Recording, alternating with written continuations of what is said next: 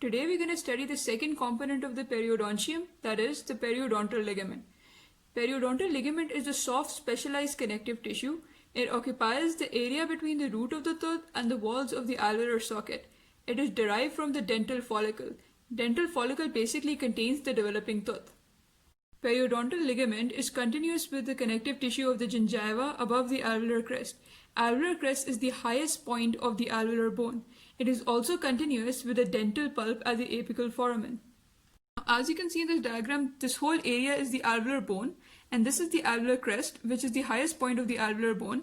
This is the periodontal ligament, which is shown in blue, and cementum is shown in green. So periodontal ligament is basically the soft connective tissue which is present between the cementum and the alveolar bone. Now we come to the physical properties. Periodontal ligament is variable in width, but its average width is 0.2 millimeters. It is hourglass in shape. It is reduced in unerupted and non-functional teeth. It is increased in teeth subjected to heavy occlusal stress. It narrows slightly with age, and it is narrower in permanent teeth as compared to deciduous teeth.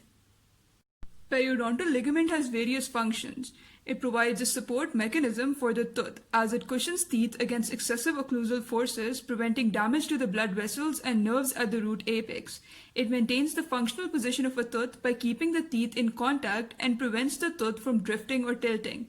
The periodontal fibers undergo continuous change. Its cells form, maintain, and repair the alveolar bone and cementum. Sensors in the periodontal ligament provide proprioceptive input, deflecting pressures on the tooth. The periodontal ligament has a rich supply of blood, which provides nutrients to the tissue. Periodontal ligament is composed of fibers, ground substance, and cells. We're going to discuss these individually. When we talk about fibers, collagen and oxytocin fibers are present. Collagen fibers consist of type 1 and type 3 collagen, which is found in the periphery of Sharpey's fibers attachment to the alveolar bone. Type 1 collagen accounts for 70% of the collagen, and type 3 accounts for 20% of the collagen. Small amounts of type 5, 6, as well as basement membrane collagen 4 and 7 are also present. Periodontal ligament has the highest turnover of collagen. It is higher near the apex, and the rate could be related to the amount of occlusal stress. When we talk about oxytocin fibers, they are attached into the cementum and they have a role in tooth support. Now we come to the most important topic of the periodontal ligament, that is the periodontal ligament fibers. These are also called alveolo-dental fibers, and they are categorized according to their orientation and location along the tooth. Now we come to its types. First we talk about transeptal fibers. These extend interproximally over the alveolar bone crest and are embedded in the cementum of adjacent teeth. They form an interdental ligament and keep all the teeth aligned. These fibers may be considered as belonging to the gingiva because of no osseous attachment. Now we come to the second type, which is the alveolar crest fibers. These extend obliquely from the cementum just beneath the junctional epithelium to the alveolar crest. These fibers prevent the extrusion of the tooth and resist lateral tooth movement. Extrusion is the movement of tooth outside the socket. The third type is horizontal fibers. These are attached to the cementum apical to the alveolar crest fibers and run perpendicularly from the root of the tooth to the alveolar bone. Oblique fibers are the most numerous fibers in the periodontal ligament. They run from the cementum in an oblique direction to insert into the bone coronally. Apical fibers radiate from the cementum around the apex of the root and attach to the bone, forming the base of the socket. Interradicular fibers are only found between the roots of multi-rooted teeth, such as the molars. They also attach from the cementum and insert to the nearby alveolar bone. The diagram shows a longitudinal section of a tooth.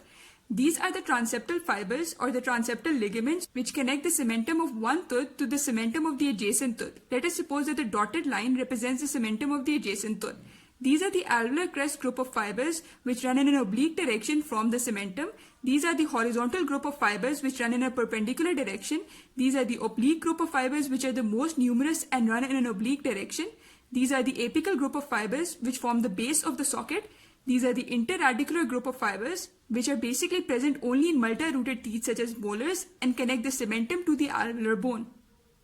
There are three types of elastic fibers: elastin, oxytocin, and alonin. Only oxytocin fibers are present in the periodontal ligament.